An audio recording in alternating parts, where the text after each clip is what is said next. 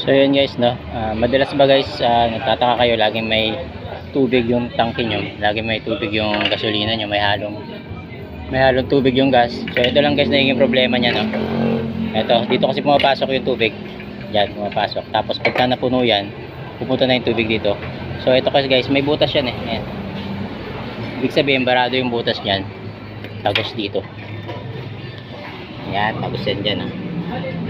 So kailangan nyo lang gawin, sundutin kasi may kalawang dyan eh. May mga dumi na bara. Yan. So sundutin nyo lang hanggang mawala yung bara. Tapos tuloy-tuloy na dito yung tubig. So gano'n lang guys.